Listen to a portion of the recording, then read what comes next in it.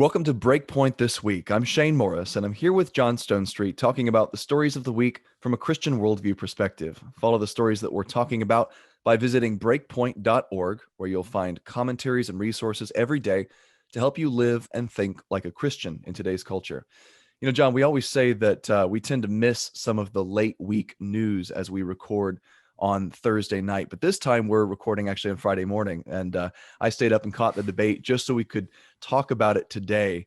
And honestly, my takeaway is Election Day is November 3rd, my birthday. And all I'm asking for is that this thing just be over. I don't think I can take any more of this election season on top of everything else that's gone on this year.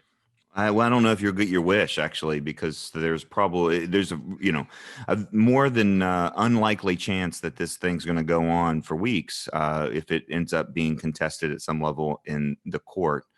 And I don't know. Maybe I'm seeing all kinds of predictions. The folks who predicted 2016 correctly are saying that this is lining up like that. Every other pollster is saying that that's absolutely crazy. There's no possible way that Trump closes the gap here on the election. It was an interesting debate on a number of levels. I thought that the moderator did quite a good job. Of course, she had the power of the mute button, which she used very sparingly, or whoever used it very sparingly. It's a mutually assured destruction kind of thing. It's like just knowing the mute button is there makes the candidates behave a lot better. I think, though, that if this had been the first debate, it would have been far more helpful for the president because there was an opportunity really to set out policy differences. At this point, when you kind of went through the whole, all those questions, they didn't get to all the questions that they got to during the first debate. What did they do? Least Like foreign topically. policy, economy, race, climate Well, change? they spent a ton of time on COVID, and Right. I think that's the question that's gonna land or not land, right? Which is at the beginning, worst case or the best case scenario predictions were about the number of deaths that we have now, and the worst case were way higher, and of course those numbers completely began to change. They flipped and flopped, and they changed, and they went up and down, and everybody was making things up, Yeah. and anything that was done from the president or the administration was deemed to be the wrong decision, and now we're trying to figure out if that's the case. And at the same time, again, as I've been saying this for weeks, we just made stuff up. Like there's not a handbook, Mr. President. It's in the presidential black book that Nicolas Cage found in the library, right? It's not in there. Here's how to handle this. And at the same time, the president has been extremely hard to follow on this, and has he talks off the cuff, and you can't do that when you're talking about a sickness. So I thought that there was some potential for clarity out of this debate that would have been made very clear. Look, here are the two sides of this. Here are the distinct policy differences, in kind of in a sense that we got in the vice presidential debate between Kamala Harris and Mike Pence. But there was this whole cloud of these, internet stories that were over the debate, and both sides were trying to dig them up.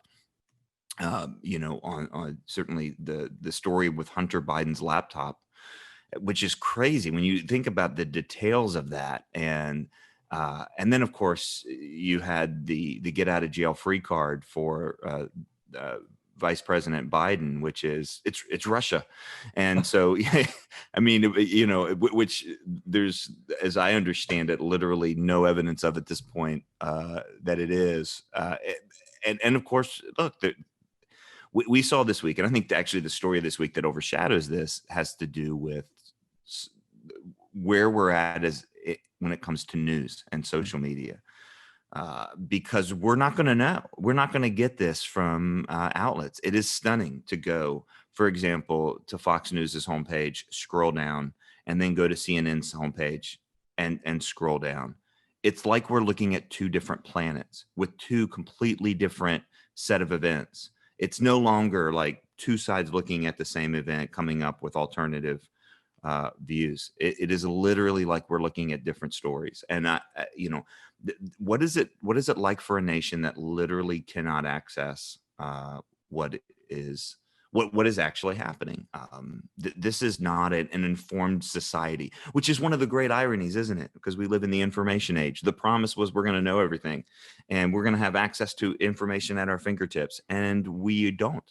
It's kind of a forbidden fruit, wasn't it? It's like the knowledge of everything on the internet, and then it turns out that we just are at each other's throats all the time because we're getting different sides of the story, or Or completely different stories. filtered, or different stories. Yeah, I was thinking the same thing last night as I was going through the major news websites trying to get summaries of this thing, and bullet points of what all was talked about in the debate. And I watched it. I wasn't 100% paying attention, honestly. I went back and looked at the summaries, and it was incredible to me how the line between journalism and editorial was just blurred. It was There is like no line. There's there was absolutely no the line media between Jeditor. outlets Yeah. on both sides were We should call it accusing. Jeditorialism, Oh, it because was, yeah. sometimes it's actually quite impressive. The turns of phrases that turn so-called journalism into editorial. It just doesn't exist. I don't know a place where you go and you get journalism as opposed to editorializing.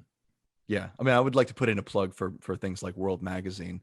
I think they're great, and a lot of these Christian outlets do a great job of getting to the bottom of the story and really reporting things honestly. And I can tell they're reporting stuff honestly because they'll come out with a negative story about the people on the right every so often as well.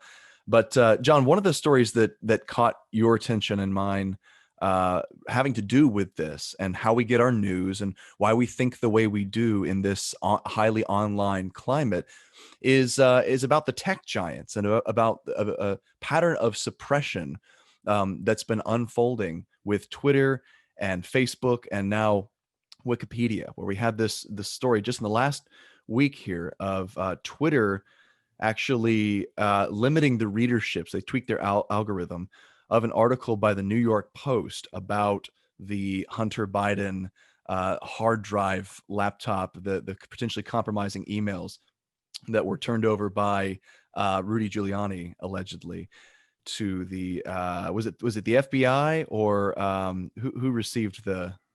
Well, this is one of the interesting parts about the story, of which we don't really know, of course, because no one will touch it except those that are on the right side of the spectrum ideologically. Yeah. So it's I mean, we had news organizations preemptively saying it's Russia until they said that it wasn't, because it wasn't. Yeah. And then we had news organizations preemptively saying there's no evidence, unproven allegations, when it literally had not been looked at. Yeah.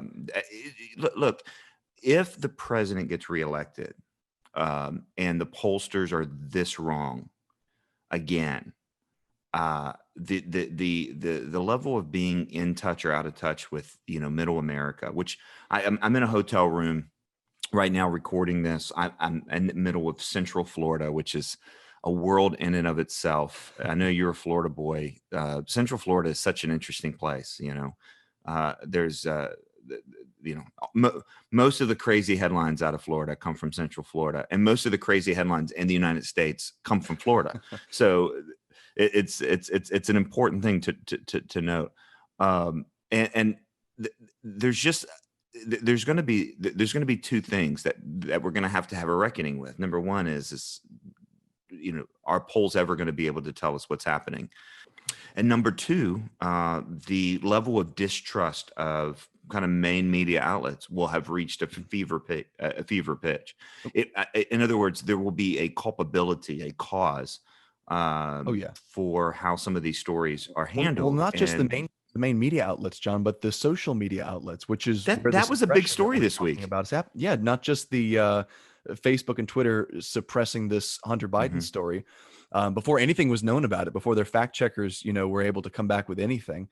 But the Washington Times reports that Facebook also demonetized the Babylon Bee, so the Christian satire site, apparently over this article that put Amy Coney Barrett in the place of a witch from Monty Python, who they were weighing to see if she was, heavier or lighter than a duck. I forget exactly how it went, but Who are you who are so learned in the ways of science, you know? But that got the Babylon Bee demonetized. And then Christian Post reports that Wikipedia has actually decided to restrict its editors from expressing political opinions on their user boxes anymore that Hmm. disagree with specifically gay marriage and LGBT rights. So you got these tech giants enforcing this Silicon Valley worldview, not only on their users, but on their employees, on Hmm. those actually disseminating the content. And you got to wonder, how far from reality are they getting? And is there a surprise in store? I told a friend this past week, John, that I think, based on the polling, I think that probably Biden has a better chance of winning.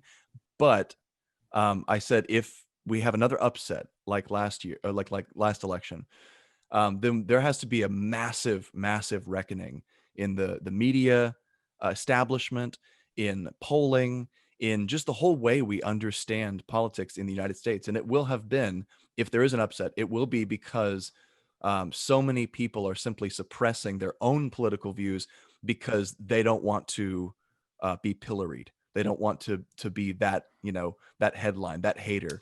Well, that's what that's one of the most interesting things. So the handful of polling groups that are calling it differently, the Trafalgar Group, for example, who was kind of a brand new outlet in 2016, nailed the predictions.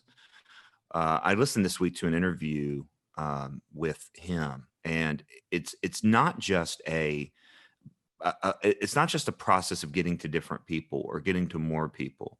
It's a completely different worldview of polling. I didn't know. I mean, you think worldview applies to everything. I hadn't really thought that it applies to polling, but it does. I didn't think we had a Uh, tab for that at the Colson Center website. We might want to add a polling tab Yeah, a there. polling tab, the Worldview of worldview polling. of polling. It literally exists. There was a really remarkable interview. In fact, for those that are listening to the podcast version of this, we do recommendations, and maybe I'll sneak out an early one on the Editors podcast, which is a National Review podcast, a special edition. The founder of the Trafalgar Group, and I'm blanking on his name right now, but Rich Lowry was interviewing him and just kind of walking through the whole process. Like, what are they thinking about this? And it's a different view of human behavior.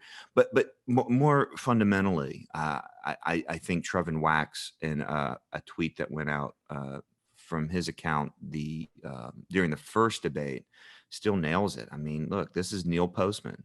If everybody wants to know what's going on, again, go back and read Amusing Ourselves to Death. What does it look like when the promise of information is a false promise? When the promise of information is not being informed, it's being overrun by so much information that we lose our capacity and ability to tell the difference between what's true and not true. When you have groups like Wikipedia basically saying, that, not even kind of pretending anymore to have any sort of sense of neutrality, when someone who just is an irritant under the skin, like the Babylon Bee is for so many, okay, we're just going to shut you down. This is this is just an irony. I mean, like, this is the information age. We're supposed to be a nation of free exchange of ideas and information under the First Amendment, and it's become impossible to hold together those two realities: the free expression of thought, of ideas, of opinions, and the overwhelming flow of information that we have. By the way, if you don't want to read the whole book, Amusing Ourselves to Death, which you should, shame on you if you don't. But if you don't, all you got to do is go and Google this: the introduction to Amusing Ourselves to Death. It's where Postman does a remarkable comparison between 1984 and Brave New World. And where what he thinks we've all gotten wrong is that we thought this was going to be 1984. We thought about Big Brother spying on us, and that's the threat we have. When in reality, the control comes not through pain, but through pleasure, not through the restriction of information, but with the overrun of information. And I just think he nails it on that. And but gosh, this week it was front and center. And the tragic part is the timing of this. We're 2 weeks away from an election that has really serious issues on the table, Mm. really serious consequences. What are we going to do with global bad actors? What are we going to do now where we're kind of at a critical point when it comes to life? What are we going to do? Um, Dealing with a disease that itself is devastating and also is exacerbating the problems that we have as from the so-called deaths from despair and loneliness. That's the tragic part of this, is that these ideas really do have consequences in this particular cultural crucible that we're in. We got a lot more to cover, folks. Stay with us. We'll be right back after this break. We're back here on BreakPoint this week, talking about the stories of the week from a Christian worldview perspective. John, the National Catholic Register reported this week that in a documentary that premiered Wednesday in Rome, Pope Francis supposedly called for the passage of civil union laws for same-sex couples, and this set off a whole just a media frenzy around the possibility that the Pope, the head of the Catholic Church, is sort of caving or moving toward in a progressive direction on the question of gay relationships. Now, there's some question about exactly the context of his words, what he meant when he said that homosexuals have a right to be a part of a family, they're children of God, and have a right to a family too. Was he talking about civil unions in that instance, or was he talking about the gay children? We're still not sure. I understand there's some controversy on that, and even on the meaning of the word civil unions that he used in Spanish. So I want to be cautious on that. But I also want to point out that this is not without precedent. This is sort of an issue or a series of issues that have recurred throughout Francis's papacy thus far. And even if the media tends to run with them and distort them, it seems like the vibe I'm picking up from conservative Catholics is that there really is a liberal bent to this papacy. He really is pushing in a sort of liberal direction, and it's given conservative, traditionally minded Catholics a lot of grief, and given revisionists within the church and around it a lot of hope, I think, for their causes, which is not good in my view. Well, it was a really kind of strange story. And as more has come out about the producer of this documentary, I mean, the one thing I think that is clear is that the producer certainly had an agenda to have the Pope say what came out in this documentary. The question that is not clear is what the Pope himself actually meant.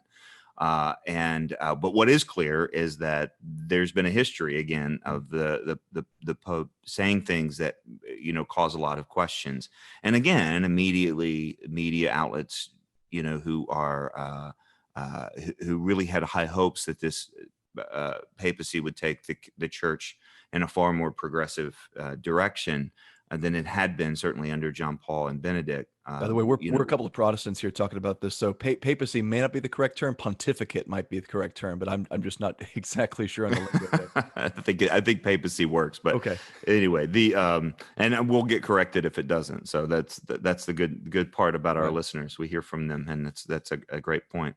I talked about this I do a weekly segment on World Magazine's The World and Everything in It, Culture Friday segment, and I talked about this, and there's it's a strange comment to come out now because first of all, so many countries have actually advanced same-sex marriage. So civil unions, that's like 2014. What are we talking about that Blast now? from the past. It is a blast from the past. And by the way, this may be footage from the past. That's what also is not kind of super clear on this. But clearly, then this becomes something that impacts non-Western nations that haven't gone this far, which most of them have, with the exception of places maybe like Italy and other A kind lot of of strong which are Catholic. dominantly Catholic, right? Well, that would be the holdup, right? It's the same thing when it comes to abortion law. So this would be like the Pope saying something compromising, or let's compromise on the issue of abortion, right? Which the church has been just rabidly clear about. So that's that's what's at stake here. But in the American context, so here's what you got. In the American context, civil unions were a strategy. They were always a strategy. The idea was, let's achieve civil unions, call it a compromise, and then once we get it, then, and by we, I mean those who were strategizing the LGBT push towards marriage equality, once that's there, we'll have a clear line of discrimination. Yeah. In other words, we have everything that marriage provides except the name. That doesn't make any sense unless you hate us, right? And it was a strategy that worked, by the way, really, really, really well. Um, if and if that's what Pope Francis means by civil unions, which some people are saying he did, some people are saying he was just trying to, create some sort of carve out for rights. Well, if he's trying to carve out some sort of carve out for rights, then civil unions isn't the right phrase, and it's the guilt of the the media outlets and the documentary and whoever subtitled that thing and whoever seized on this is what he actually means. Well, I Um, understand back in Argentina, before he became pope, he had a history of supporting something like civil unions as a compromise Strategy against strategy same-sex to, marriage. yeah, to Mhm. keep the marriage from being redefined in law. And it's a different context, right, from Argentina, from the United States, and that's also the sloppiness of this whole story. Whether wherever it's coming from is what civil unions will look like in the United States versus in South America versus in developing Mhm. nations.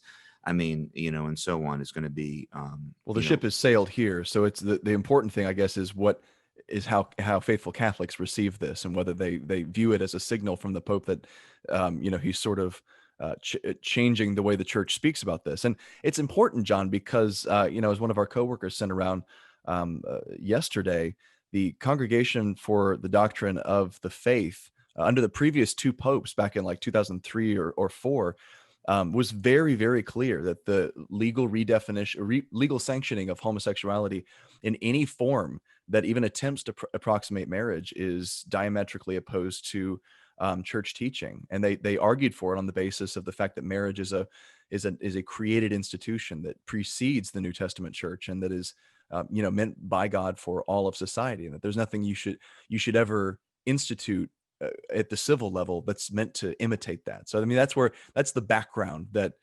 conservative-minded Catholics are coming from, and why they're concerned. No, there's tons at stake here, and that's been the joke here under Pope Francis for a while. Is everybody's more Catholic than the Pope these days, sort of thing, right? And but I don't want to just say that in any sense or imply in any sense that this is exclusively a Catholic problem. This is a Christian problem across the board. I mean, Yeah. Ed Stetzer and I used to joke, oh, if only, as an Anglican, I'd say, if only you had a hierarchy, that would solve all your problems, as if there's no problems in the hierarchy, clearly. And then, he'd say something about, what are the Episcopalians doing or whatever. And I'd say, Right. well, he'd say, if only had, congregational rule, then everything would be fine. And neither of that is true.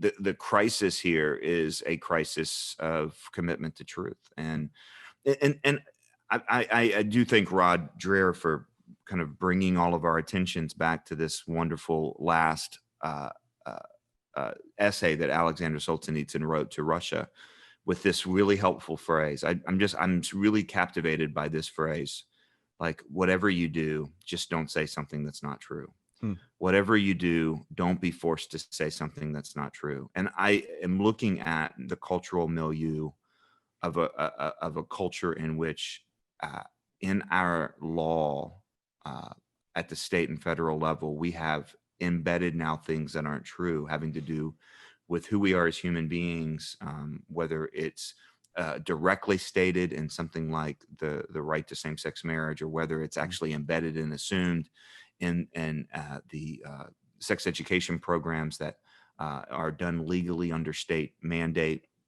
Uh, the cultural pressure, the deplatforming that took place this week from the Babylon Bee, that we mentioned already. And by the way, there was another story as well, just that I just saw, and I'm trying to remember. It was an academic who lost his position, and he's been deplatformed from Facebook with Well, that kind happens of just about every week. right. I guess my point is, Shane, the pressure. Uh, to say something Right. To that's say not something that's a true, lie. that you know is not true, just because I don't want to fight this battle at this point, or I don't want to Right. stand up at this point. It's going to be so Which, dramatically hard for Christians in the coming days. It already is, but it's going to get harder. When there's more and more of the ease kind of chopped off the corners of our lives, um, and I just think it's very, very important. And I think whether it's the reporting on this or the actual saying of it or right. both, and at least I think we have a lack of care here in what was said and how it was said. And that's one of the things I think we hear about this Pope, is that he says things, he talks a lot, and and I don't mean that in a bad way. I mean, he just talks off the cuff, which Yeah. is, when you have that sort of influence, you got to be very careful on that. But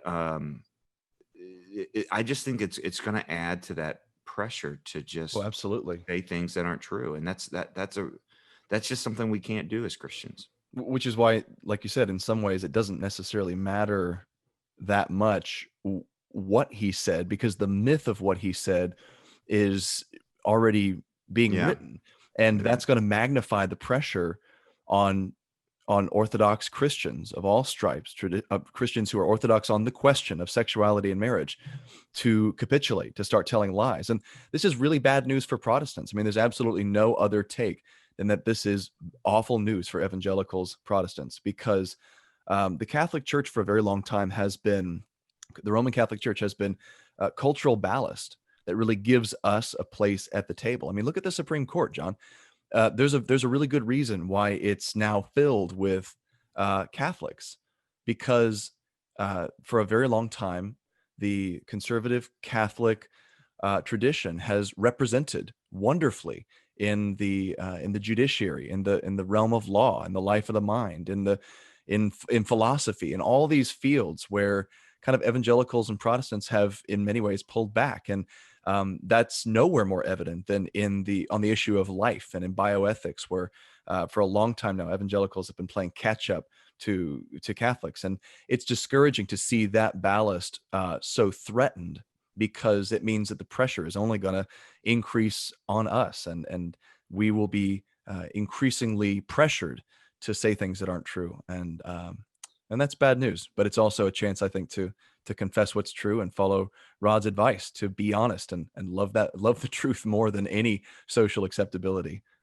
yeah. That's one of the reasons, by the way, that we decided during this election season to do this short course that we're doing. Week one is in the books. Of course, it's available both live and on demand.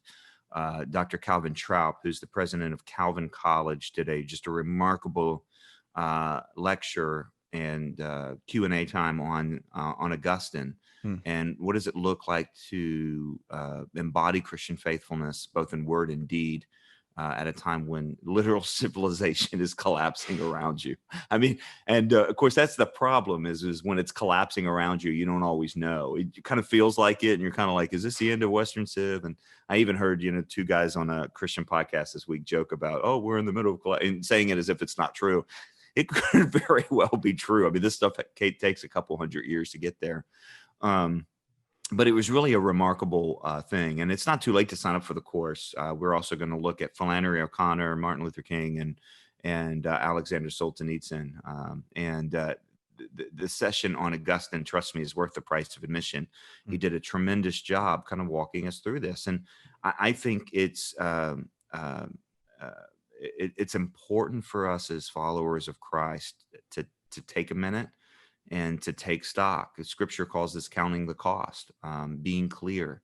And because the other thing is, it would be a tragedy. It would be a sin if our uncertainty uh, on this issue, or if these sorts of words that come from religious leaders of all stripes right now to compromise on these issues, would then keep Christians from doing the work that they need to do to reach out to those who are sexually broken Hmm. and in need of forgiveness and need the message. I'm at recording this from one of my only live events for the whole year.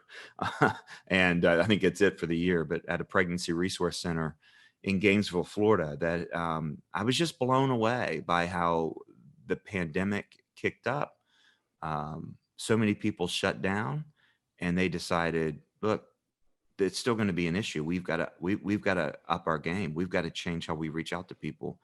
And under some remarkable leadership here, this is a group that just did a tremendous job. And that's what Christians should be known for.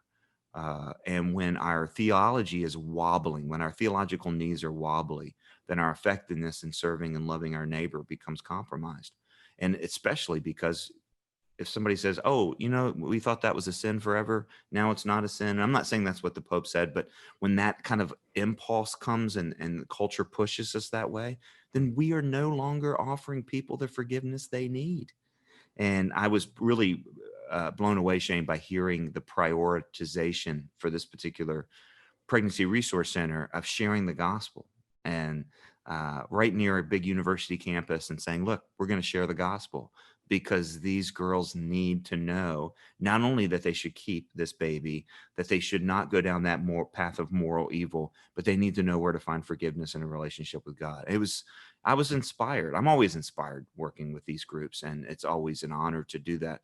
But I was really inspired at this one. Uh, and I look at again, the theological wobbliness when it comes to marriage and civil unions and all of this sort of stuff, and it's gonna hamper the missional work that God's called the church to. And ministering to those made in God's image would continue despite the discouragement of seeing leaders sort of wobble and falter and seem to perhaps compromise with the culture. Well, that's it for today, folks. Visit breakpoint.org for links to all of the stories and resources that we've mentioned today on the program, as well as a wealth of always fresh resources to help you think and live like a Christian in today's culture. For John Stone Street and for the Colson Center, I'm Shane Morris. We'll see you next time. We've got one more story here, John, that was posted by Rod Dreher at the American Conservative. We seem to mention Rod a lot. We'll have to have him on the program at some least point. Lately. We went on a tear where it was like, Benedict option. I'm not so sure, but he's looking more and more prophetic this week. Yeah, it really is. And he's always got something. I mean, we say Rod's hair is always on fire, and God bless him, but he's always got a lot of negative content on the blog. But gosh darn it, it's often very prophetic and accurate as a description of the culture. And he had a story that he posted Thursday afternoon where he cites private polling that was shared with the Intelligencer by Democratic data scientist David Shore, allegedly showing that roughly 30% of American women under 25, that's Gen Z, that's my little siblings, identify as LGBT. And for women over 60, that figure is, by comparison, less than 5%. Dreher writes, there is nothing remotely normal about that number. It's a sign of a deeply decadent culture. That is, a culture that lacks the wherewithal to survive. The most important thing that a generation can do is to produce the next generation. No families, no children, no future. And when I posted this on Facebook, I got kind of the same skepticism from many that Rod is getting about this number. 30%, 3 out of 10 Gen Z women are identifying as some kind of LGBTQ. And I think it's right to be skeptical in some way of the number, because as we've seen from researchers like Lisa Littman, there is a clear social contagion effect with many of these sexual and gender identities that's to which young girls are particularly vulnerable. We have cases in the UK of schools where transgender identification sweeps through the girls like a plague, where they just all decide all of a sudden in a cluster that they're transgender. But there is still, even if that's the case, John, I think a really solid point in what Rod is saying is that this is really bad news, because if it points to a generation of young women who are basically going to be pursuing a false and unnatural identity, whether sexually or in terms of gender, in their prime childbearing years, we're looking at not just the destruction that unleashes on a personal and familial level and spiritually, but also a really serious intensification of this birth dearth that we're currently suffering in our society. That we're already well below replacement rate in the United States, and it doesn't look like a generation of young women who are enamored with LGBTQ identities are going to be reversing that trend anytime soon. So there's a lot at work here in this story, and this is one of the reasons I wanted to talk about it. First, Rod pulls this quote, this statistic out of a article that mentions it in passing, Right. as if no one should blink about it.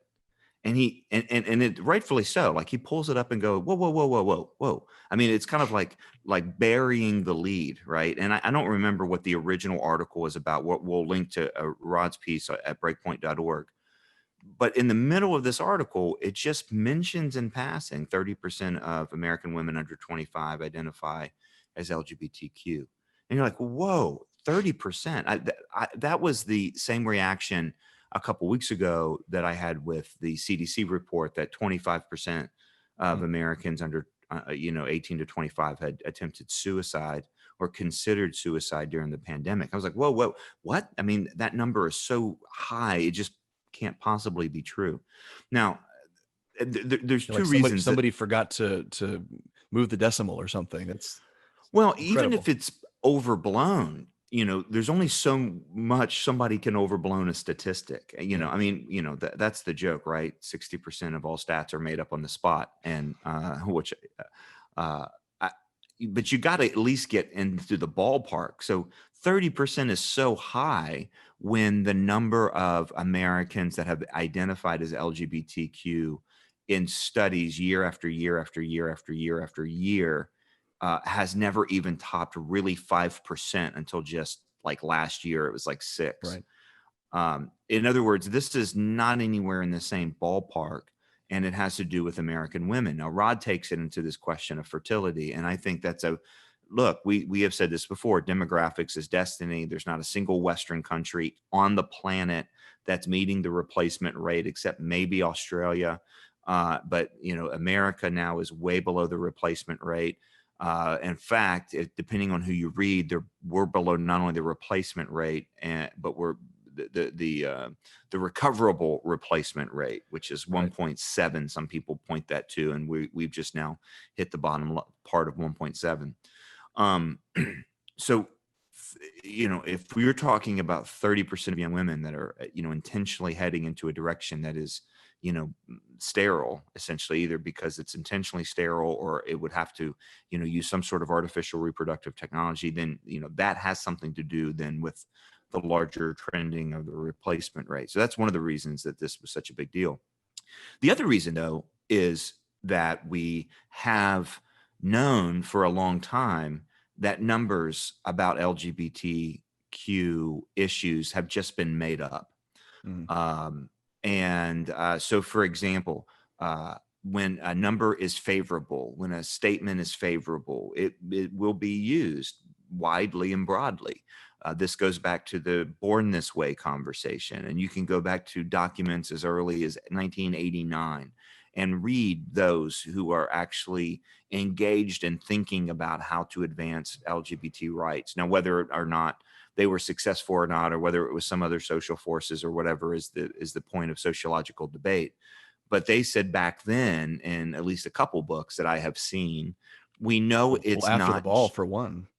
Well, After the Ball is the most famous one. That sexual orientation for most humans seems to be the product. Whenever I mention After the Ball, though, what happens is you hear people go, "Well, I've never read that book, and I'm gay," and it's like, well, look, you don't have to read all the books that had an influence in order for them to have an influence. And then they was like, "Well, we've never heard of these people. We didn't have leadership." It's like, well, but the strategy was exactly what was used. So it's kind of like either they're very good at predicting reality, or it was a plan, or it wasn't a plan and everyone did it anyway, or whatever. But it still kind of reveals. But they said at the time, we know it's not just, we know Born This Way is not fully accurate, but it'll be very useful. Like it's actually written out very clearly, and so we're going to use it now. Of course, Born This Way no longer is useful for all the letters of the acronym, and so that's why it's now been dramatically downplayed. But also remember the 10% number. So for Mm. years, we heard 10% of the population was gay or lesbian. Those were numbers pulled from Alfred Kinsey's report, the Kinsey report. And of course, Kinsey derived those numbers by studying prostitutes and prisoners. And it was not a valid sample group to designate the whole population. And so while media outlets across America for at least a couple decades were saying 10%, 10%, 10%, the real number was 3. Mm. Now we have this number 30. Like, so I think you've got the rapid onset gender dysphoria there. I think you've got it's what all the cool kids are doing right now. I think you also have a distinction between 30% that would identify and then behave. Look, people are still blown away by this, but the last numbers, and I haven't seen recent ones lately. So for the record, we're talking about numbers that are 5 years old. But even then, the highest rates of teen pregnancy for among among teenage girls Mhm. are those who identify as lesbian. Yeah. So there's a difference between identification and behavior, right? Now, of course, what we've heard is that identification is immutable, and it not only demands behavior, it justifies that behavior, and none of this actually works out. So I don't know what the punchline is that we need more research done. We need to know more about what's happening here. We do know that if 30% are identifying as LGBT, 30% aren't behaving that way, but we also aren't contextualizing sexuality in such a way that it promotes reproduction and procreation and the future of our society, so to speak. So this was a really big thing. And it was, again, it was this buried lead. And you're like, whoa, we got to talk about this, because this, if it's even remotely true, or if we're in a culture now that can throw this number around as if it's true and no one blinks, both of those things are big stories. Like, both of those things mean something dramatic is going on here. Yeah, I mean, if you watch television, you can kind of believe the number because the representation of LGBTQ characters and on sitcoms and such is got to Right. be north of 30%. It's got to be like 45%.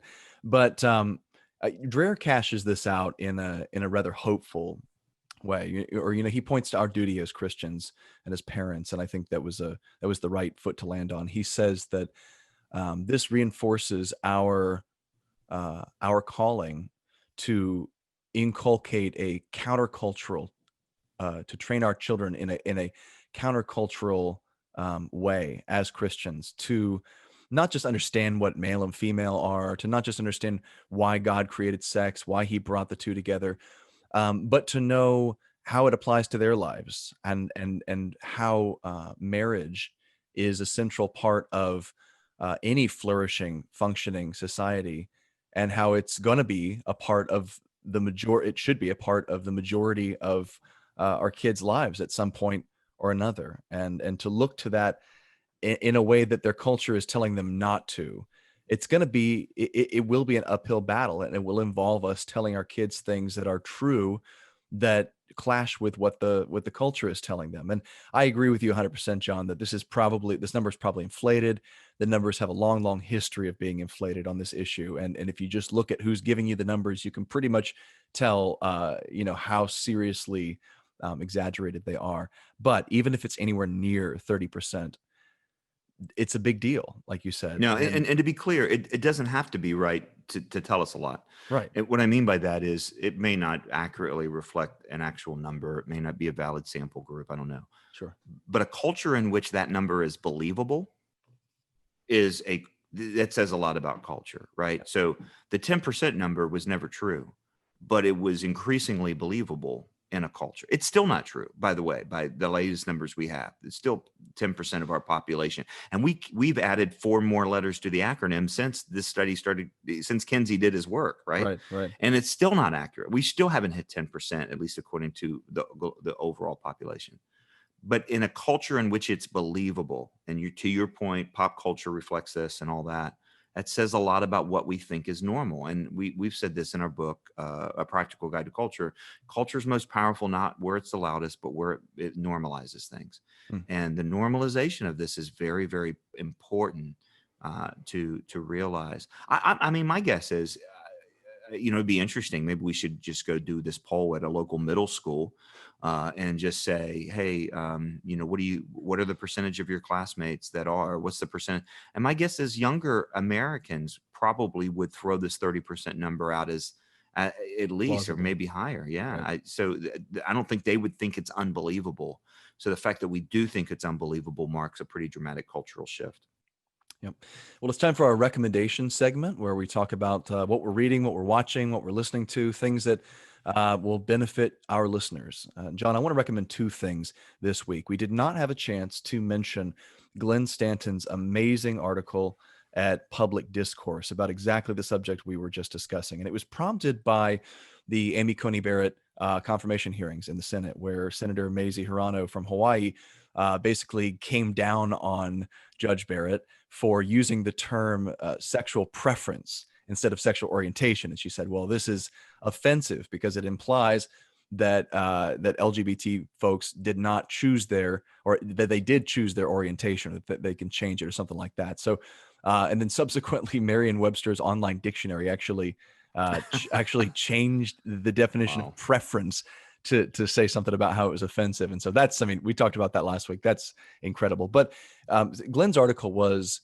prompted by this exchange, and he actually argues extremely persuasively that the current state of the social science on this, and social science is a pretty squishy field, but the current state of the science is that Judge Barrett is actually closer to right than Mhm. Senator Hirano is.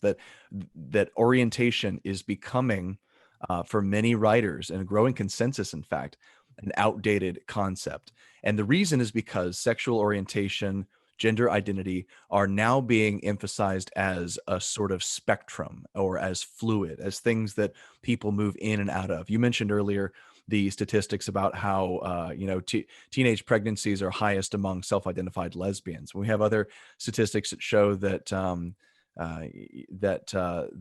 majority of self-identified lesbians at some point have a relationship with a man.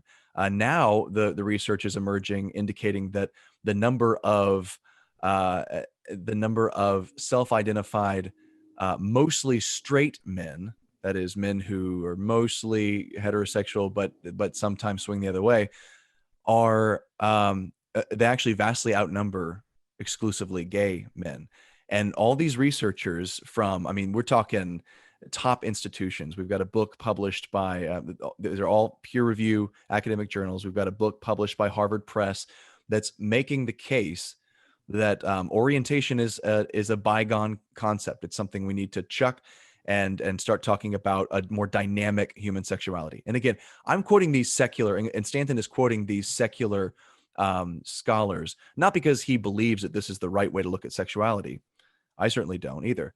It's because he's pointing out how a radical shift is happening in the way that the secular academics are talking about this.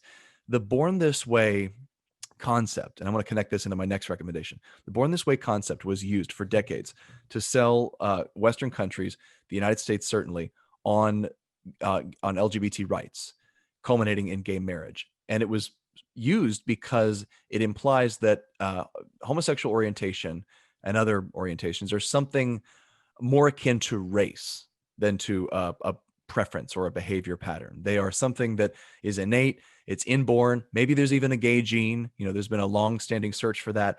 And therefore, you can't discriminate against people who have these proclivities because, well, they didn't choose them. So, why would you do that? That's awful. The more and more, the evidence is pointing to a much more complicated picture. And this is something that the authors of key LGBT texts back in the late 80s, as you mentioned earlier, after the ball is won, said, they acknowledged very clearly that sexual orientation is complicated. It's the result of a confluence of social factors, environmental factors, and possibly innate biological factors, all coming together to form this person's desires and behavior. They knew that, but what they said is that we have to tell the public that it's innate, that we're born this way, in order to win sympathy. And that's exactly what happened. My second recommendation has a lot to do with that, and it's a book I just finished. It's Douglas Murray's The Madness of Crowds. If you haven't heard of this guy, he is British uh, intellectual, social critic, political commentator. He himself is gay, but he's written this book and and done a lot of commentary along these lines, pointing out that he thinks our culture has gone off the rails. It's gone absolutely mad with identity politics. And at the core of his discussion of race and sex and sexual orientation is the understanding that all of this was pushed as if it were hardware issues. So he makes a distinction between hardware and software, where he says that issues like race are clearly hardware related, right? It's just the way we're born. It's who we are, and it's innate. The LGBT lobby made the argument that gayness is more like a hardware issue, and we've seen that argument sort of unfold in all these additional letters that have been added to the acronym, right? The T and the G and the B, that these are innate. Um, Murray argues that we don't know anything close to that much about these issues, that it is more likely much more of a confluence of factors. And so his whole book applies this sort of thinking to every one of the issues that's driving us absolutely insane in our society. And I found it extremely helpful. I'd recommend it for mature Christian readers, someone who's well grounded in the faith and is okay with discussing issues that where they may disagree with Murray. But nevertheless, it was tremendously insightful. It's a great read, and I think our listeners would benefit from it tremendously. Murray's book is fantastic, and I do appreciate Stanton's article as well. I thought he did a great job outlining that. And by the way, anybody who thinks Senator Hirono actually had strong opinions about this before she saw it on Twitter is, I think, missing the boat. And I think she made it up on the spot because it was an opening to attack Amy Coney Barrett. Speaking of Twitter, this is going to surprise you, but I'm going to recommend something on Twitter. Now, for the record, I always say, if you're not on Twitter, don't start. So if you're not on Twitter, don't start. This is only a recommendation for people Amen. who have already sold their soul to the devil and gone over to the dark side and have a Twitter account. And it's also going to be a surprising one because I've long appreciated the intellectual and academic credibility of Anthony Bradley. I don't always agree. In fact, I very often don't agree with everything that he posts or the questions, but he always challenges me. And he's a strong believer, professor at the King's College. But lately, and you'll have to kind of wade through the Twitter feed, but lately Bradley has been putting out a series on why the world needs dads. And what dads uniquely bring to their sons in particular.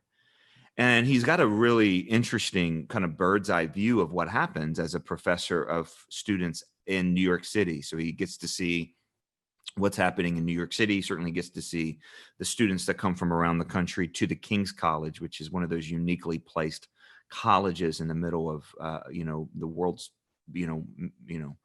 one of the world's biggest and most intense cities.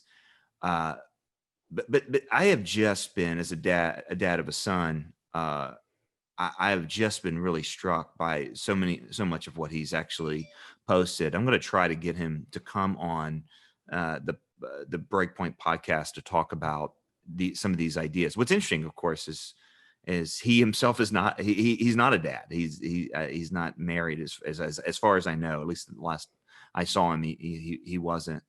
But the language, but the stories that he's posting, the videos, the just the poignant comments, it just tells us. I feel like he's doing a terrific job telling us exactly where we're not as a culture when it comes to dads. In other words, what boys need from their dads is so much, and what they're getting is so not anywhere close. Mm-hmm. And it has been a remarkable set of encouragements. I hope he writes a book on them. I hope he continues to put these out. I'm not sure we can have too much said about this. And so anyway, I'm going to recommend that for the week. Hopefully we'll be able to get them on, have a conversation about this up close and personal, because it is just remarkable.